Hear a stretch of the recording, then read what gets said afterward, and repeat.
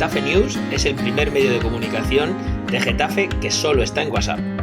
Un mensaje diario con toda la información de lo que sucede en nuestra ciudad. Nos puedes ayudar suscribiéndote al canal y haciendo crecer la comunidad. No olvides activar la campanilla para no perder ningún mensaje cada mañana.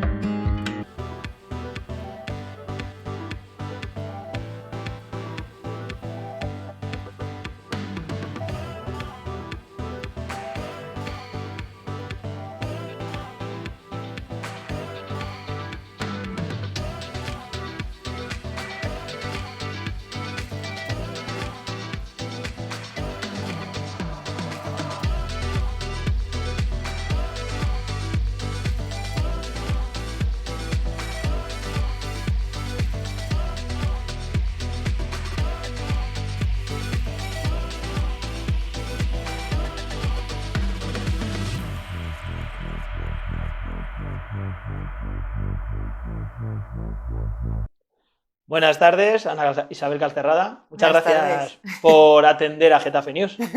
Muchas gracias a vosotros por contar conmigo. Decía yo que estas entrevistas raras que hago últimamente y hoy encima estamos aquí en La Morada. Tengo que dar las gracias al Círculo de Podemos Getafe por dejarnos el local para poder charlar un ratito. Pues sí, yo también le doy las gracias. Es un espacio muy acogedor.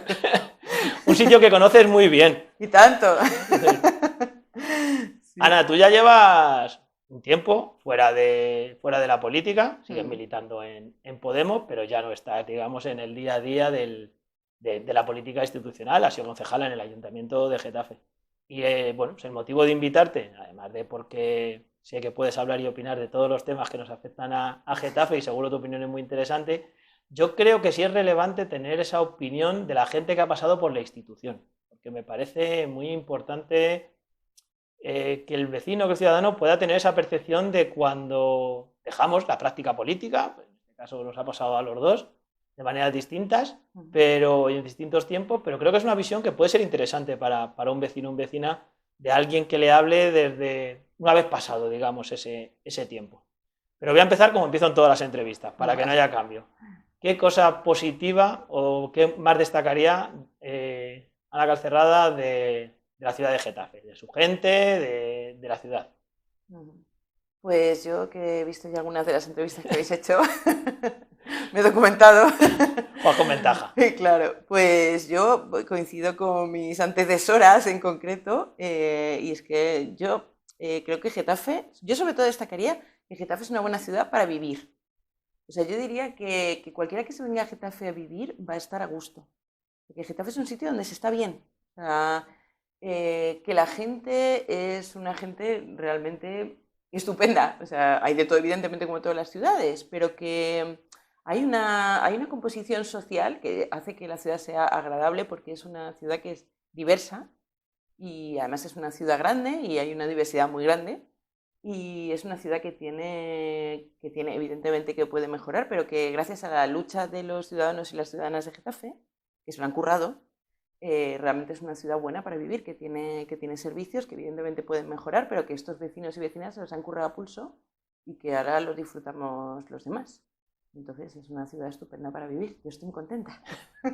Y yo me he ido, yo me fui. O sea que puedo comparar. Has podido comparar y poder dar fe de Getafe con esa calidad de vida, pero has vuelto. Eso es, sí. Tú llegas a la política, bueno, pues después de ese famoso 15M y de ese movimiento y con el nacimiento, bueno, pues con el nacimiento de Podemos a las instituciones. ¿Qué es lo que te lleva a ti a politizarse, si se puede llamar de esa manera? Pues en realidad yo, digamos, ya venía un poco politizada de casa. Pero es verdad que lo que yo no tenía, yo estaba un poco huérfana, digamos, de organización. O sea, yo siempre, vamos, pero como tanta gente, ¿no? Pues siempre me ha interesado mucho la cuestión política. Yo creo que la vida y la política que no se pueden separar, ¿no? Que las cuestiones, que lo personal es político y siempre está ahí. Pero yo nunca, a mí los partidos, las organizaciones no me resultaban atractivas como para yo ir y sentir que podía meterme en una organización. Me resultaba muy ajena, me resultaba algo que no era para mí. Eso no era para mí, como mucho un sindicato, pero jamás un partido político. Y realmente con Podemos, es verdad que, claro, y creo que eso lo escuché cuando todo el movimiento del 15M, ¿no? Que en realidad toda la crisis, ¿no? Y toda la gente que no fuimos al paro, yo fui una de ellas, ¿no? Y toda la gente joven que estaba en su casa, que no teníamos en ese momento empleo, pero que realmente estábamos formados, teníamos muchas inquietudes, eso era un polvorín que realmente tenía que explotarles en la cara y les explotó, ¿no? Y yo creo que Podemos supo muy bien pues organizarnos a todas esas personas que teníamos esa pulsión y teníamos esa iniciativa, pero que no sentíamos que ninguna organización nos fuera... Realmente yo es que no sentía que ninguna organización me fuera a coger así... Lo sentía todo como muy ajeno, incluso me daba como un poco de... No sé si... Igual no es miedo la palabra, que es demasiado, ¿no? Pero yo no me veía ahí. Y sin embargo en Podemos yo... Además, realmente yo había vivido, como te he dicho, fuera, vamos, en Madrid tampoco... Y llevaba ya un tiempo aquí y vine a la primera reunión de Podemos y ya, vamos, me quedé. O sea, y estuve encantada porque era gente, pues, no sé, que hablaba mi idioma, o sea, y que estábamos ¿Qué recuerdas ahí... de aquellos inicios? Bueno, para mí eso es lo mejor. O sea, siempre me quedaré con esos inicios. Pues recuerdo mucha ilusión, mucha confianza en las posibilidades que teníamos de hacer cosas juntos, gente que además realmente no teníamos la mayoría ninguna experiencia en política, menos institucional, como muchos, algún sindicato, pero ni siquiera como representantes, o sea, una cosa... Pero sin embargo, todos muchas ganas, todos con mucha confianza en las capacidades que tuviéramos, sean las que fueran, como que eso podía incidir socialmente, realmente, que yo no había sentido eso nunca. O sea, yo siempre he pensado que se podía cambiar la sociedad, no que se pudiera, sino que se debía, pero es verdad que yo no tenía ni de lejos la sensación de que yo podía participar de ese cambio, ¿no? Que siempre eran otros. Y eso sí que en esas reuniones, que lo que hacíamos, sobre todo al principio, ¿no? Que fue con las europeas, pues organizar un poco la campaña, pero vamos, sí, todo lo que liamos, o sea, que éramos, es que yo no, creo que éramos 10 o algo así. O sea, y era... Y eres gente muy joven todos. Sí, éramos todos, pues bueno, yo estaba en la treintena, la mayoría en la treintena, incluso tirando a incluso un poco menos. Sí, todo el mundo, gente joven, y eso sí, echábamos horas ahí como locos, como estábamos en el paro. Y claro, realmente es que... No se dieron cuenta que cuando os dejaban en el paro tenían mucho tiempo libre para poder... Efectivamente, es que subestiman a los ciudadanos, porque es que la tele no nos basta, ¿no? Yo, después de haber visto todas las películas que quería ver y tal, pues ya tenía que hacer política, y como yo todos. Y fue muy... Conocer gente también estupenda, es que para mí todo eso fue lo mejor. Y bueno, la emoción de las europeas, es que... Y después, cómo se nos llenó la asamblea, que de ser 10 pasamos a ser 90, o sea, eso para nosotros fue una cosa maravillosa, la verdad. Y luego ya pues empieza a aterrizar aquello y ya llega... Yo preguntaba a Yolanda Hidalgo, que sé que te has visto, hemos hablado que te has visto la entrevista, Sí. de cómo... Por no entrar en todo lo que fue ahora Getafe, que si nos pusiéramos a hablar de lo que fue ahora Getafe, ya teníamos hecho el programa Sí, hoy, porque bueno, si nos eso. pusiéramos tú y yo a hablar de esa época, pero ¿qué experiencias tuviste tú? ¿Qué supuso el proceso de ahora Getafe entonces? Hombre, eso, claro, o sea, fue un proceso muy complejo. Y también yo creo, pensándolo ya desde un poco con perspectiva, que ahí sí que estábamos ya... Claro, porque yo tenía la sensación con mis compañeros de Podemos que todos éramos un poco de la misma pasta, más o menos, ¿no? O sea, todos completamente novatos, ahí haciendo lo que podíamos, ¿no? Pero luego ya la conferencia de Ahora Getafe ya fue otro cantar, ¿no? Porque pues había gente de otras organizaciones con experiencia ya política y eso ya eran otros temas y muchas negociaciones, eso fue mucho más duro, ¿no? También ilusionante presentarse a las elecciones y que además realmente nosotros teníamos toda la confianza en que realmente podíamos ganar y estuvimos a punto, A puntito. las cosas como son, ¿eh? Y entonces, claro, o sea, fue, por otra parte, es como, pues, sí, a mí, yo cuando lo pienso, digo, es que cuando pienso que me presenté a unas elecciones, que fui concejala, si es que yo no había pensado en eso jamás en la vida, o sea, pero ni como yo, pues como tantos, ¿no? Y ser capaces de hacer todo eso también fue una pasada realmente. O sea, es que lo piensas ahora y gente ahí, trabajábamos muchísimo también, pero que lo conseguimos, vamos. Si no lo conseguimos fue por un concejal. Bueno, no conseguisteis ganar las elecciones. No conseguimos ganar. Entrasteis en las instituciones, pues comentábamos, creo que en uno de los últimos programas también, creo que 7 concejales era después de las primeras elecciones democráticas donde el PC consiguió 10 concejales, era el mejor resultado que había tenido cualquier partido, cualquier organización a la izquierda del PSOE. Izquierda Unida creo que también llegó a tener en el 95, creo, 7 concejales también. Y eso, entráis en el ayuntamiento y vamos a recordar todos aquellos días que fueron tan intensos de cuando la llegada del ayuntamiento, el voto no a favor de Sara Hernández como alcaldesa. Pero ¿qué sensación tienes cuando entras al ayuntamiento? ¿Qué recuerdas ahora? Porque creo que esa es la mejor perspectiva. ¿Qué fue lo primero que te impresionó cuando llegaste al ayuntamiento? Pues claro, es que era de repente, pues además, si mal no recuerdo, que ya cuando las elecciones coincidieron también con las fiestas de Getafe, ¿no? O sea, estábamos a tope, o sea, las elecciones, ahí en la caseta. Entonces yo recuerdo que llegué a mi casa ese día a las tantas, y además que estaba mi padre y me abrazó, me dijo, ay, que eres concejala y tal, y yo, Dios mío, es como que te metes tanto en la vorágine que realmente... no lo habías asumido hasta ese momento, claro, que ¿no? yo no lo había asumido, que es como, pero que por Dios. Y claro, fue como entrar y cómo funciona esto. O sea, claro, esa fue la primera sensación, porque nosotros teníamos muchas ideas acerca de lo que queríamos hacer, nos curramos un montón el programa electoral, hablamos con un montón de gente, o sea, realmente no es que no tuviéramos ideas, pero claro, nosotros no sabíamos cómo funcionaba eso. Y además que te cuento también, yo siempre te decía de los otros partidos, pero mucho menos del ayuntamiento, yo no tenía ni idea, eso está ahí, yo no sé cómo funciona, qué hay ahí dentro. Entonces, pues la cosa es hasta que aprendamos cómo funciona esto, ¿no? No teníamos ni idea y nos pasábamos, al principio fue todo, pues eso, aprender un poco cómo funcionaba, cuáles eran los cauces que podíamos hacer. Y luego, claro, yo recuerdo cosas más muy curiosas, ¿no? Que nosotros siempre, o sea, nosotros teníamos una inocencia que yo creo que era también, que eso fue de lo mejor, de las mejores cosas, ¿no? Porque esa inocencia que nosotros teníamos también nos hacía muy audaces en el fondo.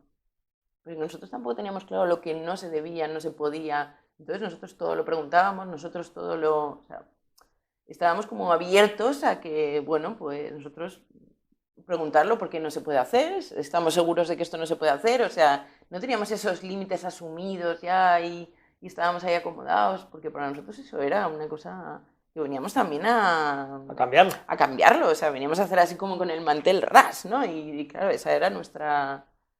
Claro, entramos ahí y nos encontramos con unos límites ahí impuestos, o sea, eso fue también muy duro también, realmente. O sea, porque... ¿Cómo se gestiona comprobar esos límites? Pues... Claro. Tú lo has dicho, venías con ese empuje, con esas ganas, con eso, ese mover los manteles y tirarlo todo. Y cuando empiezas a ver los límites, porque al final hay unos límites reales en los cuales puede ser desde, pues eso, no tener la alcaldía que decíamos antes, no haber ganado las elecciones, que eso ya es un límite de por sí, los límites que tiene el propio pleno a la hora de sus propias competencias o funciones, es decir, todas esas cosas están ahí, o sea, ahí no podíais hacer nada contra ello, por mucho que quisierais. ¿Cómo se gestiona esa, entiendo que frustración después, ¿no? Pasado unos meses. Es que claro, los límites se me está viniendo a la cabeza que son en todos los sentidos, porque para empezar hay límites humanos, que nosotros tampoco estábamos muy bien contando con ellos. Es decir, que nosotros pensábamos que, bueno, eso, o sea, que, claro, eso conlleva una cantidad de energía, una cantidad de tiempo que tampoco la teníamos. Es decir, que eso fue lo primero que yo creo o sea, yo creo que hubo momentos en los que, a mí particularmente, hablo por mí, me sobrepasaron cosas, ¿no? Entonces, una fue límites humanos. Como, no, es que hasta aquí llego, no puedo más. O sea, ¿no? Pues de intentar y de, ¿no? Pues que también hay que gestionar un poco el lado ese humano. Y luego límites institucionales también, primero, o sea, hay una cosa positiva y es que a veces se rompen. O sea, eso que te dicen, no, es que esto no, y dices, bueno, igual sí, yo insisto, ¿no? Y al final se abre una grieta, ¿no? O sea, porque... Recuerdo una cosa que, claro, para la ciudadanía eso no fue importante, pero para mí sí porque lo llevaba yo, el tema de la plantilla municipal. Entonces, como nosotros votábamos en contra y en contra y en contra, pues al final se aprobó puesto por puesto. Claro, eso no se había ocurrido a nadie nunca. Y al final tuvieron que hacerlo así, o sea, y se podía, ¿no? Y era como, no, porque esto es imposible, puesto por puesto. O sea, se pudo. Después de mucha batalla, después de dar ahí duro, pues se pudo, ¿no? Esas cosas de, no, es que esto no solo no se puede, sino a lo mejor es que no hace falta, ¿no? No, que sí que hace falta, Apolo. O sea, No, pues no hace falta, ponlo. No, y eso es así, ¿no? Entonces eso es... Y luego también la frustración, lo del pleno es un ejemplo clarísimo. Además al principio, lo que te decía de esa inocencia y eso tal, ¿no? Nosotros cuando llegaba el pleno era como, bueno, una preparación, y luego yo me preparé los plenos desde el primero hasta el último, ¿no? Pero... Puedo dar fe de eso. Claro, pero que al final, claro, luego ya decías, bueno, si es que cuando todos votaban a favor, bien, bueno, ya, pero ya, o sea, que realmente... De ahí no pasa. Claro, de ahí no pasa, entonces que eso también hay que gestionarlo de, no, es que de lo que tú... De la idea que tú traías a lo que vas a conseguir, pues claro, hay un trecho importante. Claro, pero esa frustración que sentisteis, en este caso vosotras y vosotros, al llegar a la institución, sería la misma frustración fuera ya de ideologías y de pensamientos políticos que siente cualquier ciudadano cuando le explicas. Tú has hablado con mucha gente como yo, que ha ido al pleno con su problema, se le ha aprobado en el pleno, como tú decías, me estoy acordando, y a la gente le dices, ya, pero no va a pasar, porque alcaldía no quiere. Entonces, si alcaldía no quiere, no se hace. Pues es difícil de explicarle a eso porque se aleja de lo que nos venden como democracia, ¿no? Sí, desde luego. O sea, lo del pleno, sí. Es que claro, y todavía, es como cualquier ciudadano, no, porque realmente cuando tú estás en política, tú sí algo puedes cambiar, pero el ciudadano es verdad que eso es que estar diciendo, es que la palabra que me viene es estafa. O sea, porque además los problemas que venían al pleno no son problemillas, uno no va al pleno por una tontada. O sea, en los plenos hemos vivido gente que le iban a desahuciar. Recuerdo un caso concreto, una chica joven además que tenía, yo creo que 3 hijos, que además contaba que su hija, la que era ya un poco más mayorcita, claro, tenía tanto miedo que dormía con ella por las noches porque estaba asustada. O sea, cosas así. Y que realmente sepas que ella ha puesto ahí de corazón ahí en el pleno y que realmente eso no, que se vote a favor, que al final nadie quiere quedar mal y la gente vote a favor no va a ningún lado. Eso es una cosa muy triste realmente. Entonces, sí, desde luego es una estafa democrática, ¿no? El pleno al final, cuando estás dentro entiendes que sirve, pues como decimos, ¿no? Como caja de resonancia, tú tienes ahí un altavoz y te sirve para que la gente sepa lo que tú piensas sobre ese tema, lo que tú harías si tuvieras la posibilidad de hacerlo, pero realmente, claro, no es un escenario. Entonces no... Y la otra parte, es decir, vosotros al final llegabais ahí, erais los nuevos, pero ya había gente que llevaba mucho tiempo. En muchos casos, algunos llevan más tiempo, otros menos, había de todo, porque es verdad que había de todo. Pero desde Mirene Presas, que va a hacer ya casi 40 años como concejala, en el Ayuntamiento de Getafe, siempre lo digo, pero creo que son Mirene Presas y Sara Hernández son las dos personas que más llevan en el Ayuntamiento, para que no digamos a nadie de ningún partido, de los dos lados. Pero que os encontrasteis con gente que lleva muchos años en política, tanto en los dos lados. Eso, ¿cómo lo percibís vosotros? ¿Cómo les percibíais? Digo, sin por no mencionar partidos y gente, sino me da igual PP que PSOE en este caso, que son los que tenían a más gente. Es verdad que en el PSOE había habido un proceso porque venían de perder las elecciones, también entró alguna gente nueva, pero sí que había ahí ese contraste, ¿no?, entre vosotros y ellos.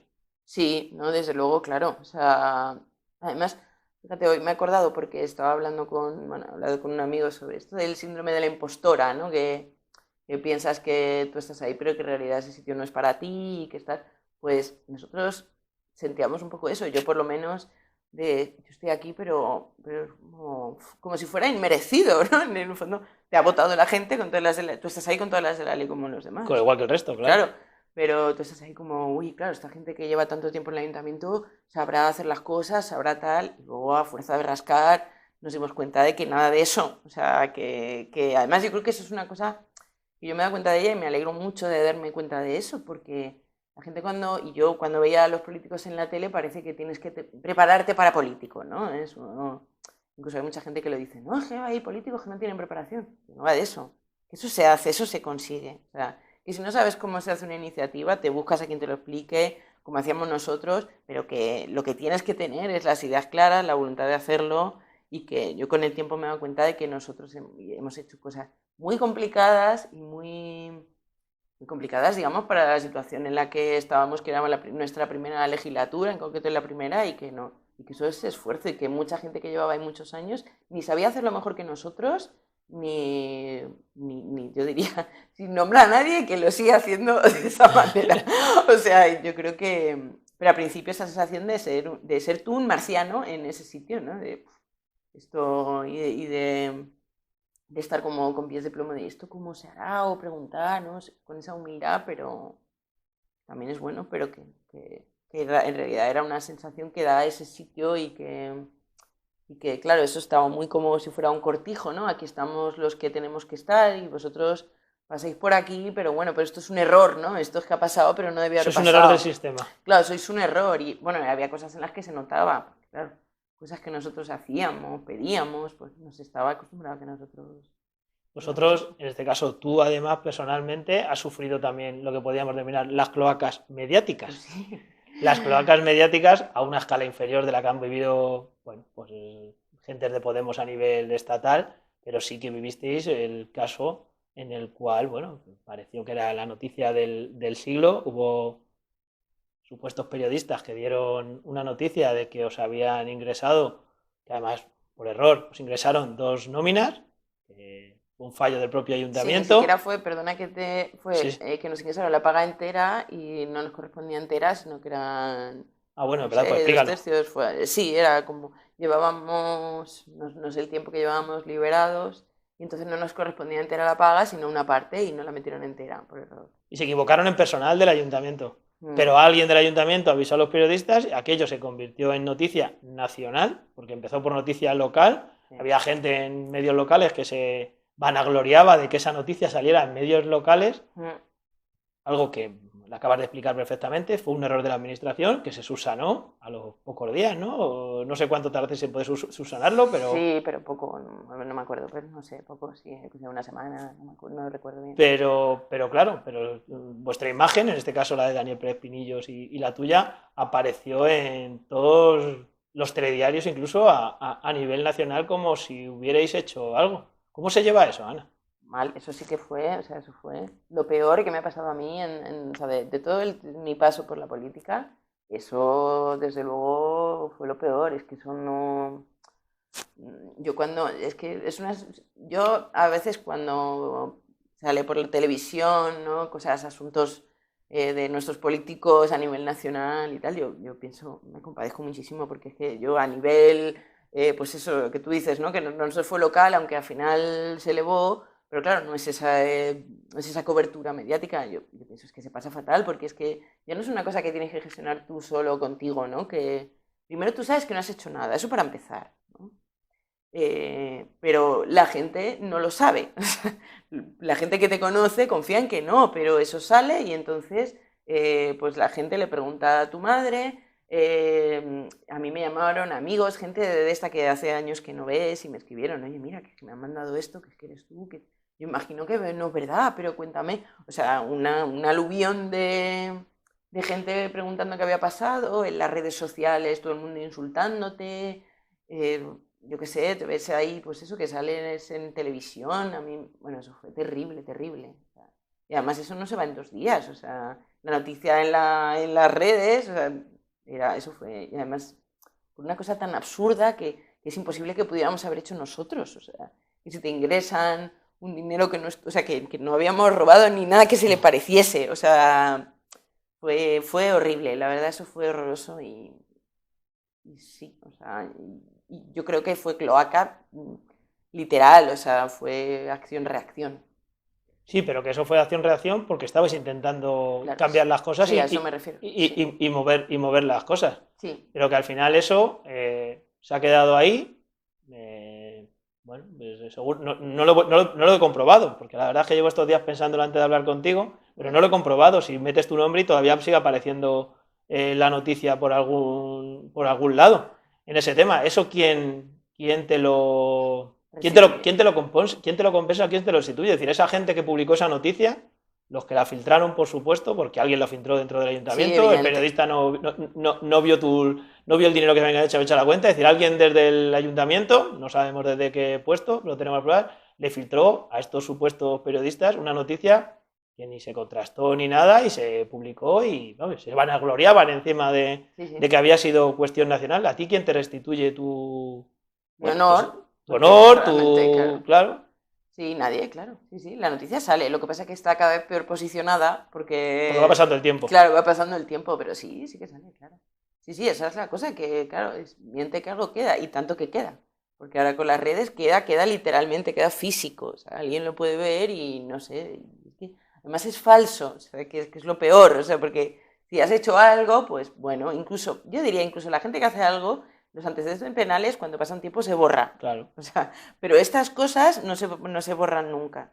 Nosotros incluso valoramos, estuvimos viendo cómo estaba redactada la noticia por si podíamos emprender alguna acción legal, pero claro, no había la posibilidad, digamos que estaba redactado de tal forma que no constituía delito, pero sí, o sea, fue por... No, yo no he robado en mi vida ni un lapicero, o sea, no voy a robar emails en el ayuntamiento, no lo haría jamás, y eso fue resultado de intentar cambiar las cosas.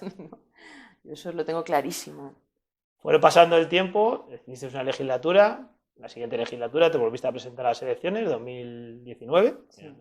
Nos hagamos ellos, ahí seguiste un tiempo, pero ya decidiste dejarlo en esa legislatura.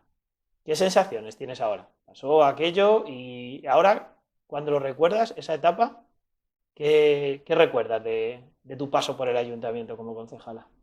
Pues, claro, en realidad cuando pasa el tiempo siempre ya recuerdas lo bueno.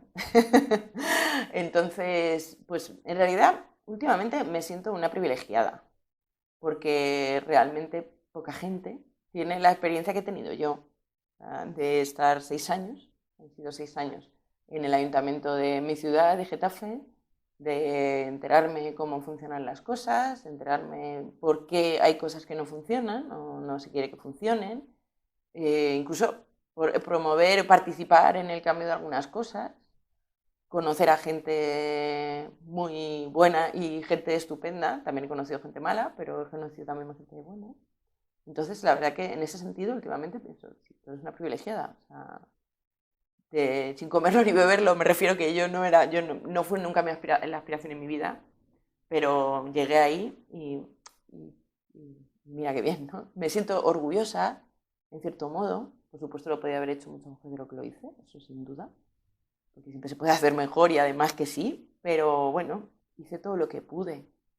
Y además con esa sensación siempre de no llegar, ¿no? De no lo estoy haciendo del todo bien, ¿no? O sea, esta cosa de estar, que hay gente que está ya tan satisfecha, eso es síntoma de que te tienes que largar. O sea, claro, yo creo que yo nunca estuve tan cómoda y yo creo que eso es bueno. O sea, porque yo creo que si empiezas a estar demasiado cómodo, tírate. ¿No te quedaste con la gana de haber gestionado? Te fuiste cuando Podemos iba a entrar a gobernar, prácticamente, en ese cambio de legislatura. Sí. ¿Te hubiera apetecido haber gestionado una concejalía? A ver, es verdad que claro, yo solo tengo el punto de vista de haber estado en la oposición. Entonces, bueno, sí, a ver hasta dónde podía haber llegado. Sí, esa experiencia me queda ahí en el tintero. Pienso que también hubiera tenido mucha frustración y muchísima lucha, que no sé cómo hubiese salido eso, pero sí, claro, yo me fui justo antes y no sé cómo lo habría hecho, qué habría pasado, qué habría conseguido. Yo creo que podemos aprovechar y contar alguna cosilla así un poco, de esas que solo sabemos nosotros. Sabes que yo siempre lo digo. El otro día entrevisté a Alba León, que ahora es concejala de salud, y tú sabes que yo siempre lo digo, que tampoco vamos a entrar en todos los detalles, pero que el dentista municipal, si Getafe tiene un dentista municipal, yo siempre, sabes que mi broma siempre es, en la sala esa de la puerta del despacho ese le tienen que poner Ana Calcerrada, en el dentista municipal. Sabes que siempre es una broma que hacemos entre nosotros, porque, sin entrar en detalles, si tú no hubieras peleado por el dentista municipal, hoy no habría dentista municipal en Getafe. La verdad es que te lo agradezco mucho que siempre me lo reconozcas, ¿eh? Pero la verdad, es que la verdad solo tiene un camino y eso es cierto. Pues, los que estábamos, solo lo sabemos los que estábamos dentro. Por eso creo que es bueno que se quede grabado. Sí, pues muchas gracias por las dos cosas, por acordarte siempre de eso y ponerlo siempre, que yo te lo escucho decir en otros ámbitos, y ahora por acordarte también de que quede grabado. Es doble reconocimiento para mí, porque sí, claro, eso para mí era muy importante. Es que me parece una cosa que a mí siempre me parece una locura que el dentista no esté por la seguridad social. O sea, es algo que de estas cosas que se asume que es así, pero que realmente es una locura, ¿no? Entonces, pues claro, yo pensaba, bueno, pues ya que estamos aquí negociando, ¿no? Porque además estábamos negociando para realmente, para hacer un gobierno, decía, pues hay que poner que el dentista y tiene que aparecer en la plantilla, que recuerdo eso, ¿no? Sí, tiene que aparecer en la plantilla y es como, no, pero no hace falta, porque esto luego se pone, ya, pero ponlo. No es lo que decíamos antes, bueno, pues sí, vale, pues da igual, pero ponlo. Y que Alba además me confesó también que había costado mucho que lo aceptara, por algo es, ¿no? O sea, cuando las cosas cuestan tanto, sí, sí. Y mira, oye, yo cuando lo veo también digo, pues oye, yo puse mi granito de arena ahí, y yo soy muy cabezona y en las cosas que creo, más. Entonces, pues sí, sí, sí. La verdad es que yo me alegro mucho de que el dentista vaya a salir, porque creo que es una, o sea, que del paso por Podemos, no el mío, sino de todo el partido, pues va a ser una cosa que va a quedar, que es una cosa buena, lo mires por donde lo mires, o sea, es una cosa que mira, bueno. Que nos decíamos que no se podía hacer, que estábamos locos, Claro. la de gente que nos lo dijo. Claro, sí, sí, es que, claro, porque todo empezó de antes, ¿no? Sí, sí, Es que sí, eso sí, no sí. se puede, hombre, La estáis campaña locos. electoral nos dijeron de todo. Sí, sí, es como, fíjate, es que lo han denunciado en no sé qué sitio, es que esto no se puede, tal, y claro, todo empezó por ahí. Luego en el pacto, que era poner en la plantilla el puesto, ¿no? Y era como, no, si esto además, bueno, ya se pondrá, ahora para qué lo vamos a poner, ¿no? Pues tú ponlo, ¿no? Es que son todas esas cosas, ¿no? Que no, o sea, o estás ahí muy firme y presionas, presionas, presionas, o si cedes, acabó, o sea, es que esto es así. Y sí, te lo agradezco mucho. Mi madre siempre dice, José dice que sí. Porque la verdad solo tiene un camino. Sí, te lo agradezco Vamos mucho. a hablar de Getafe un poco de la actualidad, de cómo ves tú ahora la ciudad y, bueno, algunas de las cuestiones que se plantean. Estamos hablando últimamente, uno de los principales problemas que tiene la ciudad es la vivienda. Es uno de los problemas más importantes. Te has comprado vivienda no hace tanto tiempo. Sí. Con lo cual, lo sabes, has tenido la experiencia. Está el desarrollo de la CAR, que parece que se van a hacer ahí 1.500 viviendas. ¿Cómo afrontamos el tema de la vivienda en la ciudad? ¿Qué medidas puede tomar, no sé si el ayuntamiento o a otros niveles? ¿Cómo solucionamos ese gran problema que tiene la ciudad? ¿Cuál es tu opinión? Pues la verdad es que dentro de que es un problema muy complejo, porque es un problema muy complejo que desde luego no se puede solucionar íntegramente desde lo municipal, pero desde luego habría que poner toda la carne en el asador. Yo diría, y esto se viene diciendo, más que por la compra de vivienda, por el alquiler, es lo que nosotros veníamos diciendo siempre, que un alquiler asequible puede ser mucho más viable que la compra de vivienda y el desarrollo, porque bueno, al final eso tiene que tener un fin. Quiero decir que tú puedes hacer desarrollos urbanísticos, pero que eso no puede competir. Yo entiendo que no puedes conseguir tanto volumen como para competir y que fuerces una caída a la baja de los precios. ¿Sí? Me estoy explicando Sí, un poco. sí, claro. Entonces yo creo que poner vivienda en alquiler, que sacar un alquiler accesible, podría mover un poco más y forzar un poquito más a la baja el alquiler, que aunque la venta es difícil, pero el alquiler es que es una locura directamente.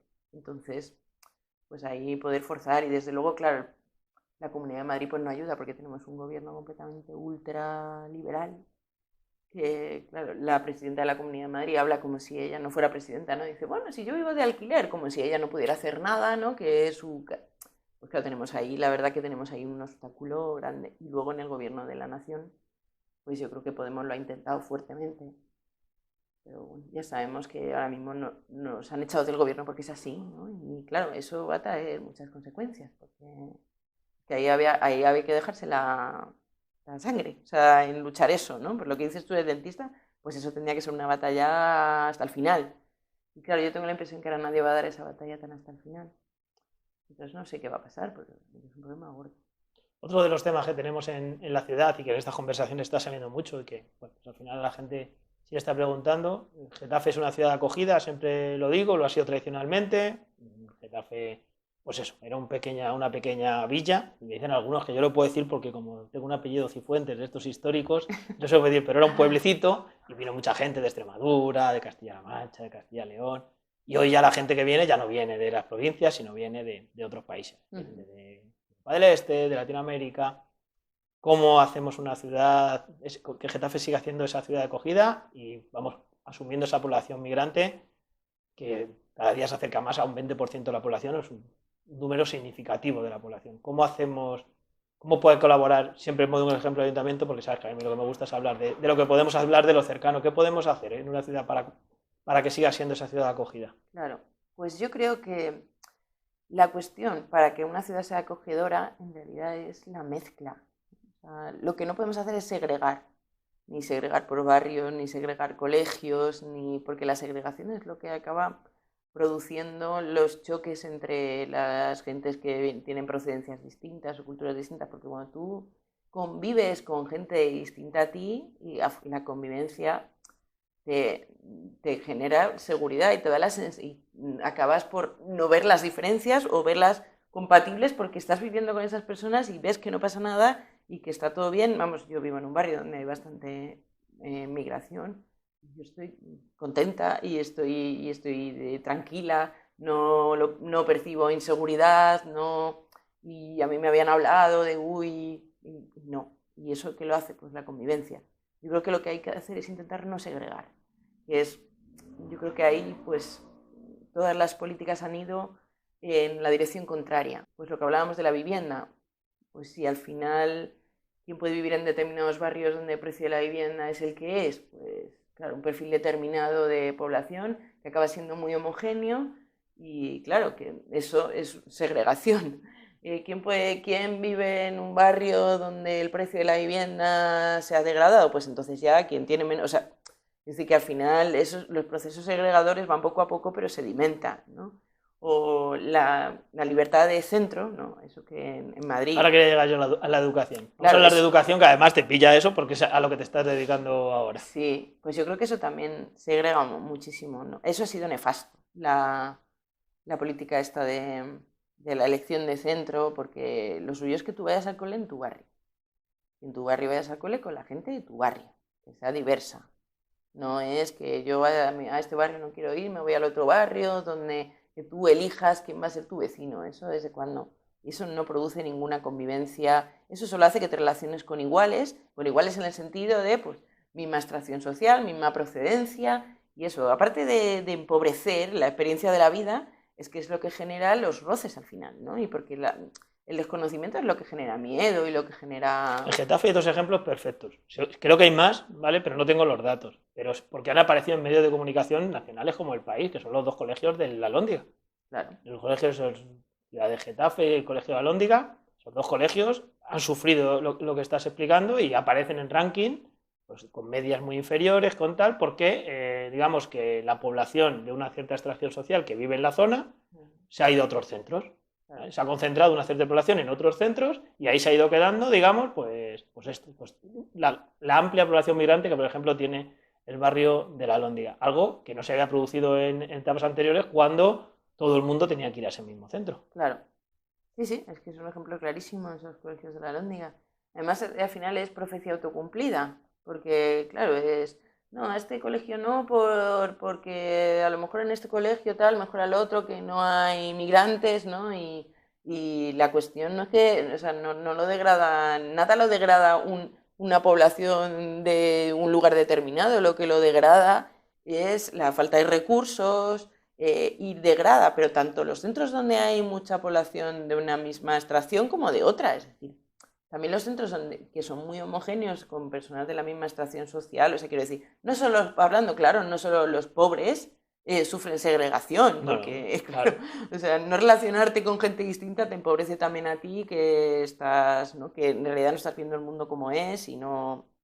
Entonces, yo creo que eso es malo para todos. Lo que pasa es que eso nos lo hemos tragado. Eso nos hemos convencido de que es bueno para nosotros y eso sí que va a ser difícil revertirlo. Yo en eso sí que, fíjate, soy un poco pesimista, porque yo creo que esa nos la hemos... El otro gran tema es la sanidad. Hemos salido de una pandemia en la salud, nos han quitado a los médicos de las urgencias en el centro de salud, tenemos un hospital que cada día está más colapsado, pero parece que no nos importa. No sé si tú tienes esa sensación a la ciudadanía.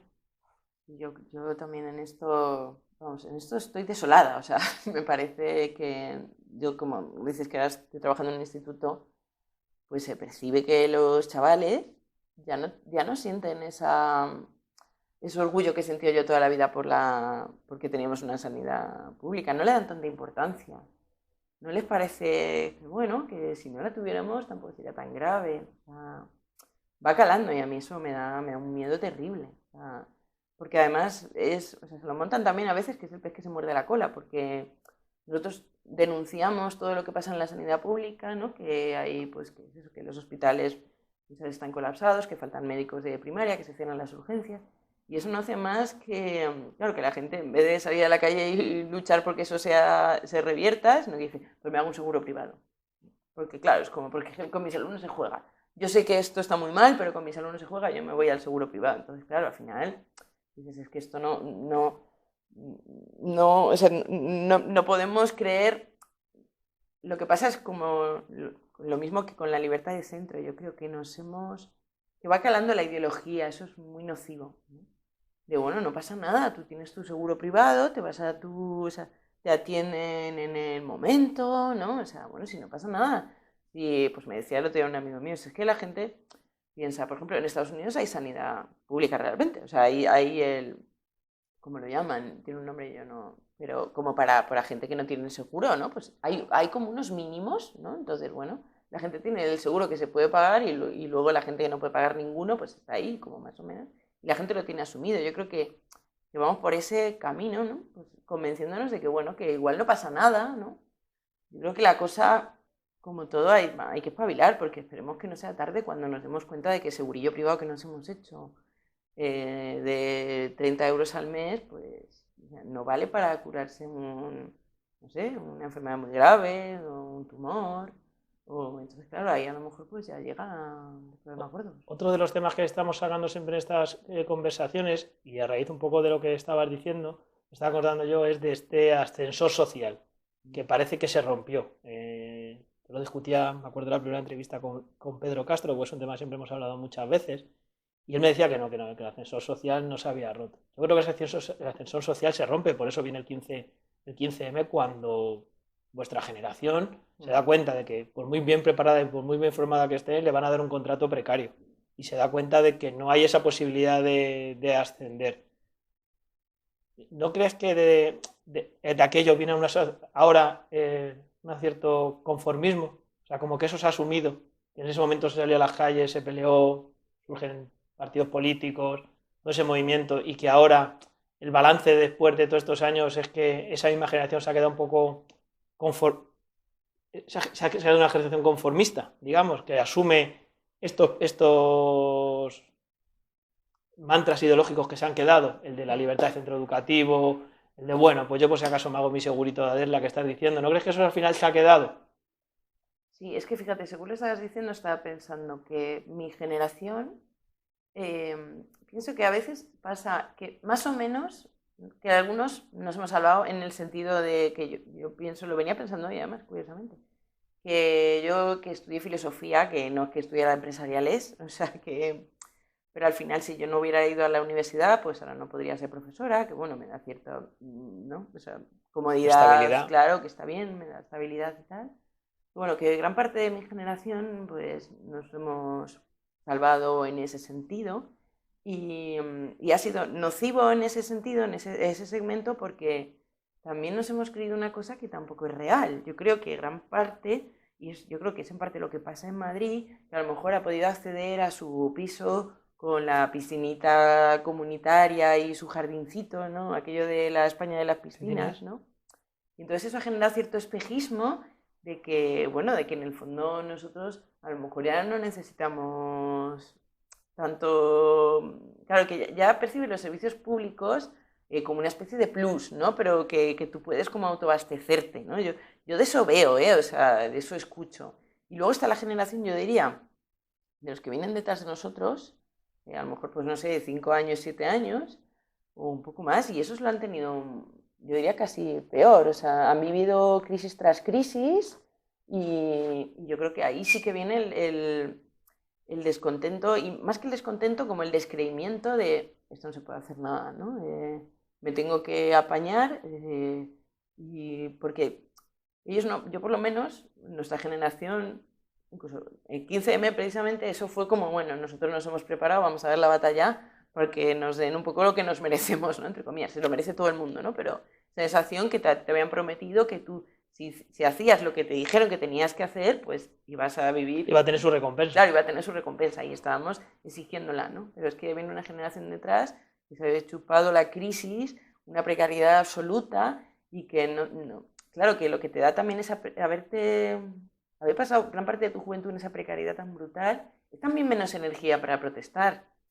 Es que a veces resulta contradictorio, pero es así. También te movilizas más cuando has tenido más por la expectativa frustrada, sí. ¿no? Entonces, lo malo es que viene una generación que ha vivido en esa falta de expectativas. Y eso es nocivo porque también te da menos energía para lucharla, ¿no? Entre las piscinas y la carencia un poco de expectativas, es que hay mucho por hacer, ¿eh? Yo siempre hablo de que Getafe ha sufrido un cambio sociológico, porque es un cambio que es evidente, porque ha cambiado la forma de relacionar en el trabajo, la forma de vivir. Hablabas tú de España en las piscinas, hablamos de los trabajos, es decir, Getafe, si fue conocido en los 80, los 90, es por el gran número de trabajadores que estaban en unas ciertas fábricas. Pues tú tienes aeronáuticas, bueno, no les metes las Siemens, John Deere, ya quedan pocas, solo quedan dos. Sí, ya quedando menos. Ya quedamos sí, menos. Sí. Y la población que trabaja ahí cada vez es menor, porque el trabajo está más robotizado, tal, no sé qué, incluso en muchos casos ya no vive ni en Getafe. Eso ha provocado un cambio sociológico, ¿vale? Que siempre hablamos, Getafe es una ciudad tradicionalmente de izquierdas, por lo obrero, pero tú sí ves ese cambio sociológico, de cuando hemos hablado nosotros muchas veces en privado cuando hablábamos del cambio de voto, por ejemplo, en los barrios como Los Molinos o Buenavista, donde vosotros arrasasteis en 2015, 2019, donde, bueno, pues eran zonas así y zonas que hemos visto cómo han ido pasando del morado al naranja al rojo y se han ido al azul en 8 años, que es el tiempo que has estado tú, por ejemplo, en política. En este periodo de tiempo han pasado ahí. Es un cambio sociológico muy grande porque es un cambio de vida muy grande también, ¿no? Sí, yo creo que ha habido una derechización clara, sí.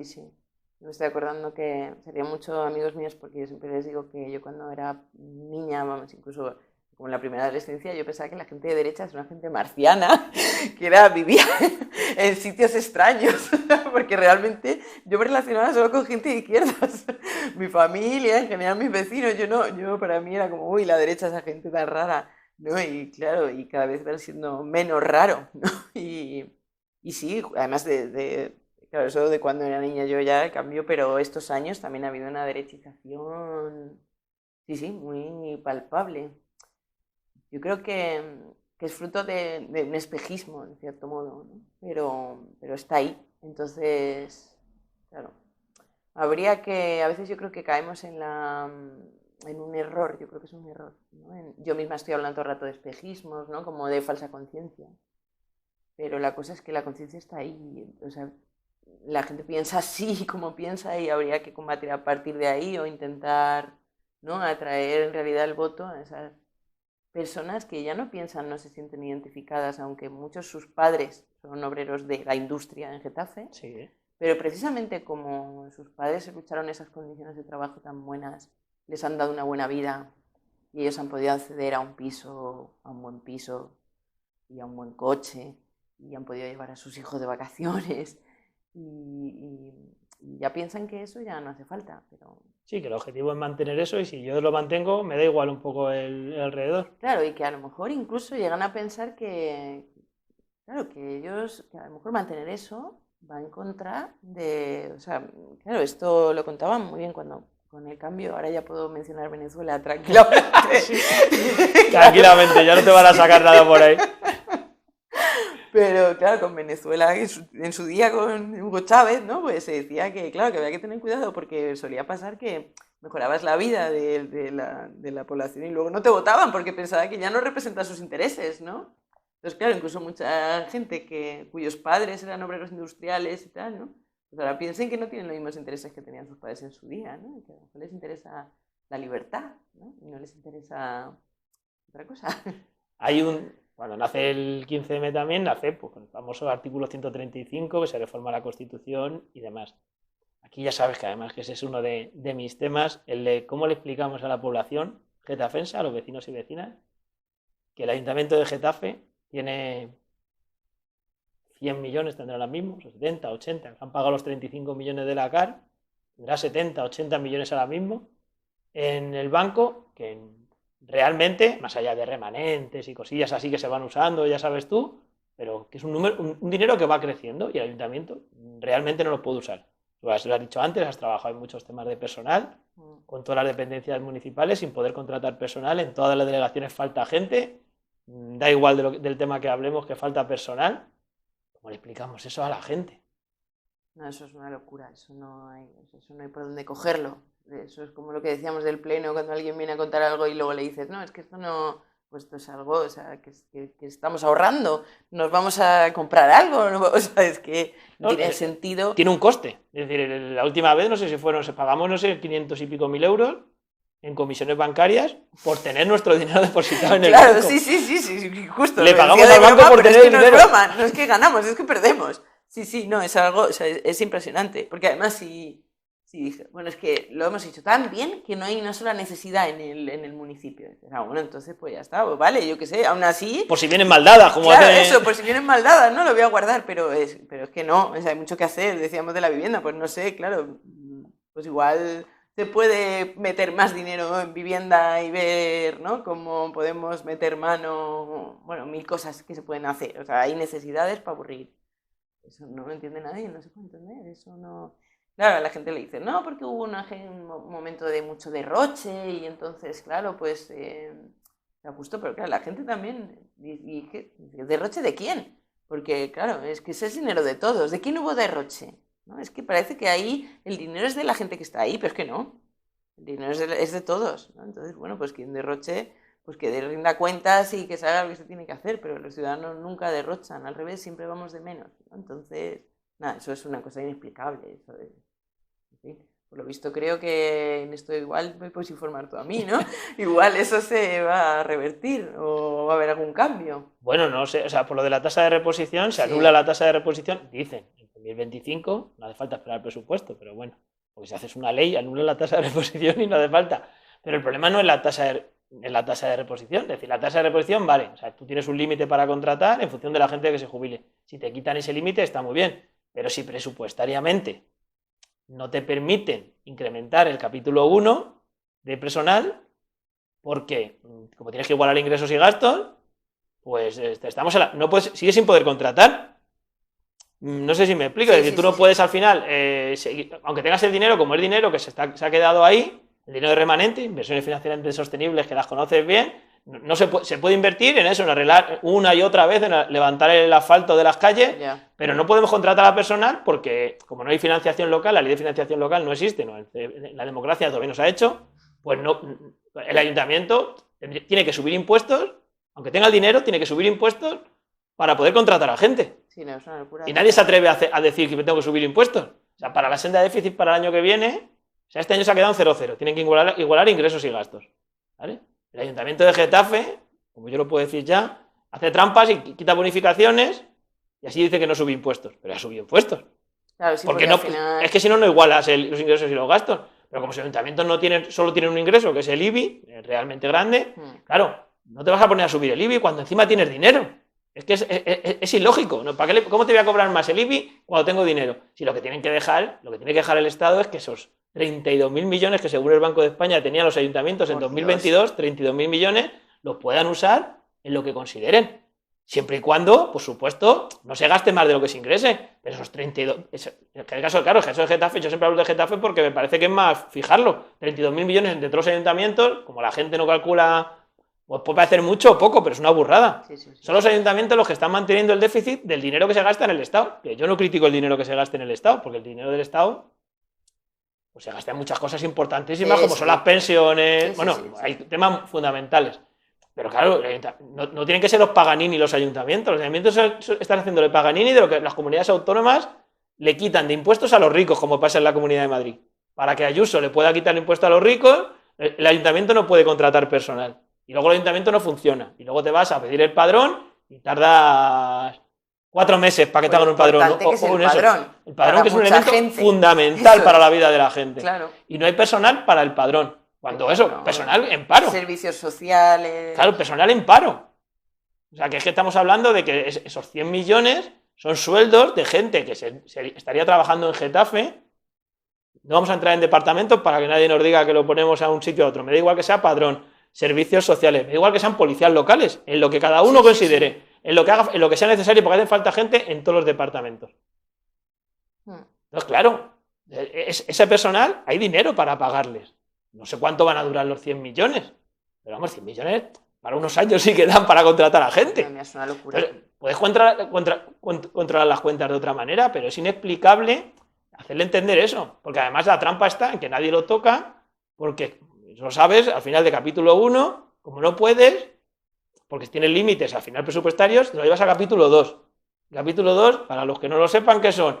Las privatizaciones a las empresas. Claro. Y al final estás prestando un servicio desde el ayuntamiento que saldría más barato contratado, y lo sé porque tú lo has trabajado mucho hablando de municipalizaciones. Sí, eso también. Y entonces, al final se lo damos a la empresa no sé qué para que haga el servicio, se llevan un beneficio, el trabajador está en condiciones precarias y el ayuntamiento no presta un servicio en condiciones, porque cuando se van a capítulo 2 son contratos que son a 2 años, a 3. Y claro, y que además se te escapa al final de parte de la gestión, porque tú la has externalizado, como se dice, ¿no? Como dicen en algunos sitios. Claro, como dicen en algunos sitios, la has privatizado y ya es la empresa, y que además eso, lo que has dicho es verdad que yo en la etapa de concejala asistí incluso a sesiones donde te mostraban cómo se hacía y había interventores de todo el país e incluso de diferentes colores políticos se reconocía que era más eficiente, que era más barato, o sea, que era mucho mejor dar el servicio desde el propio ayuntamiento que privatizarlo. Realmente era más barato, más eficiente, o sea, mejor desde todos los puntos de vista. Y había ayuntamientos de todos los colores, ¿eh? Sí, sí, o sea, sí, es que eso al final es una cuestión de gestión, ¿no? Tanto se llenan la boca algunos con la gestión, esto es gestión, pues es que eso, mejor gestión, pero claro, tienes ahí dinero, no te lo puedes gastar, pues, no sé, cuando... A ver cuándo, no sé. Es que es incomprensible. Yo me lo aposté. Yo en la primera entrevista con Pedro Castro me he apostado una comida con él a que el Ayuntamiento de Getafe, como mínimo, va a acabar esta legislatura con 120 millones en el banco. Es una apuesta. Nos hacemos apuestas así de millones de euros porque nos aburrimos. Madre mía. Una locura. O sea, una locura, una ofensa, ¿no? Además que... Yo creo que son cosas que, bueno, la gente no sabe y que, bueno, pues... tenemos la oportunidad, pues se la vamos está bien que lo sepan. Se la vamos a ir contando poco a poco porque es verdad que sorprende. Yo lo hablaba con Pedro Castro y claro, decía, la FEN, o sea, porque no es un problema de Getafe, no, esto no es una cuestión de un municipio. Sí, por eso te decía que no es una cuestión ni siquiera de gestión propia, claro, no, es una cuestión y además es que, pues, pero que nadie alza la voz, no sé si me explico, que es verdad, yo se lo planteaba, ¿no? ¿Por qué nadie alce la voz? Él me dijo que es que todos los políticos que hay ahora son funcionarios. Tú has sido política hace poco, no sé si tú te consideras funcionaria en este caso. Para nada. Yo nunca, o sea, ahora... En el concepto funcionario, que nos respeten los funcionarios, que hay funcionarios que trabajan muchísimo. No, por supuesto, yo ahora soy funcionaria interina, pero funcionaria y trabajo un montón. Pero no. Yo, vamos, lo que te decía antes, yo creo que cuando ya te sientes funcionario, vete. O sea, si te sientes funcionario en política, lárgate. Porque entonces ya no estás... O sea, yo creo que al final, si quieres hacerlo bien, te va a conllevar mucha lucha. Y esa lucha cuesta. O sea, y es muy forzado y es muy desgastante. Tiene muchos sinsabores, entonces si estás muy cómodo, no estás poniendo toda la carne en el asador, vete. Yo creo, esa es mi teoría, también por igual el momento particular porque yo pasé, claro que no es un momento cualquiera también, ¿no? Pero creo, yo cuando veo a la gente digo, la tele, ¿no? A veces digo, ese estaba muy acomodado, debería irse. Sí, o sea, yo creo que no es algo que puedas tomarte como una profesión, es lo que yo creo. Porque es que no lo es en el fondo. Lo parece, pero no lo es. Es una representación y cuando ya no tienes ese ímpetu, es hora de irte. Pasa que luego pasan los años y es verdad que cuando se sacrifica tanto, ahí queda un poco, ahí nos falta pensar que la gente cuando sale de la política se ponen muchos límites que están bien, hemos criticado siempre las puertas giratorias, no vamos a decir una cosa por la otra, pero creo que nos falta cultura en ese sentido, cultura política. De valorar el hecho de... Se habla mucho de... Es que no están los mejores en política, y es que no se les paga bien, se habla muchas veces, hemos hablado muchas veces de eso de los sueldos y tal, y bueno, yo no sé si, yo creo que está bien pagado, bueno, por lo menos a nivel de ciudad y tal, yo no creo que esté mal pagado, sinceramente. Pero eso de que no están los mejores por esto, yo creo que es sobre todo por el después, porque lo difícil es la salida. Sí. Yo creo que lo difícil es la salida, y la gente... Pues tal, hablaba con Alba el día de su entrevista, claro, pensáis, ¿no? Pues nosotros en 4 o 8 años nos vamos de la política porque en 8 años, cuando ves lo lento que funciona el ayuntamiento, dices, es que en 8 años no me ha dado tiempo a sacar un proyecto. Claro. Sí. Entonces, ya no estamos hablando de estar más tiempo o menos tiempo, la cuestión es que tiene que haber una salida, que se tiene que dignificar un poquito el hecho de que, pues eso, que se le dé el valor que merece el paso por la política, porque al final se está trabajando, se cobra una nómina, bien, como he dicho, pero se está trabajando por los demás. Y te vota la gente y no es una cuestión... O sea, es la ciudadanía la que decide, tú representas a la gente, lo harán mejor o peor, como tú dices, pero creo que falta dignificar la política a su salida, yo creo. Sí, no, es verdad que además, fíjate, yo cuando empecé de concejala, yo en realidad tampoco sabía exactamente, o sea, nosotros veníamos con una idea de qué hacer y tal, pero no sabíamos cómo era la dinámica institucional. Y realmente es una vorágine que se trabaja muchísimo. O sea, si haces lo que tienes que hacer, trabajas un montón. O sea, porque no es solo las iniciativas que lleven, los proyectos que en gobierno yo no llegué a estar, pero imagino que, claro, más aún, es que luego hay la labor de representación, hay una, o sea, en realidad... Y luego, pues en los partidos, claro, si estás a ese nivel, pues también tiene mucha exigencia. Es un trabajo súper exigente. O sea, y es un trabajo por los demás. O sea, es verdad que sí, que yo creo que se tiene a veces una idea de... A mí a veces me da un poco de coraje, ¿no? Porque a veces con los alumnos incluso, ¿no? Pues cuando hablas de temas, ¿no? Pues dice, ¿por qué los políticos, ¿sabes? ¿Por qué no hacen nada y tal? No digo que haya quien no haga nada. Sí, claro, siempre. Siempre, pero no, en realidad, si te lo tomas en serio, nada que ver con no hacer nada. O sea, se trabaja mucho y es verdad que eso mucha gente no lo sabe.